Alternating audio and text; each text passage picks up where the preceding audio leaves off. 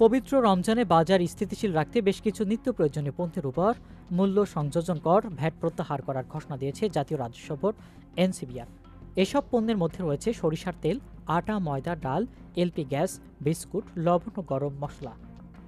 সোমবার ৩ March NBR এ সংক্রান্ত প্রজ্ঞাপন জারি করে। এতে বলা হয়েছে ২০২৫ সালের ৩০ জুন পর্যন্ত উৎপাদন পর্যায়ে রেপসিড অয়েল, কোলজা সিড অয়েল ও ক্যানোলা অয়েলের উপর ভ্যাট অব্যাহত থাকবে। তবে সরিষার তেলের ক্ষেত্রে কোনো সময়সীমা নির্ধারণ করা হয়নি। এছাড়া দেশে উৎপাদিত যেসব পণ্যের ব্যবসায়ী পর্যায়ে ভ্যাট দেওয়া হয়েছে সেগুলো হলো বিস্কুট, লবণ, আটা, ময়দা, সুজি, কুঁড়া মরিচ, ধনে, হলুদ, আদা, চালের গুঁড়ার তেল, সূর্যমুখী তেল, রেপসিড অয়েল, কোলজা সিড অয়েল এবং কোনোকোলা অয়েল, ডাল বা ডাল জাতীয় খাদ্যশস্য। এর বাইরে শর্ত সাপেক্ষে এলপি গ্যাস ও প্রাকৃতিক গ্যাসেও ব্যবসায়ী পর্যায়ে ভ্যাট অব্যাহতি দেওয়া হয়। অবশ্য যারা নিজেরা আমদানি করে নিজেরাই ভোক্তার কাছে বিক্রি করেন তারা ভ্যাট অব্যাহতি সুবিধা পাবে না। ওই পণ্যগুলোতে ভ্যাট সুবিধা পেতে বেশ কিছু শর্ত মানতে হবে।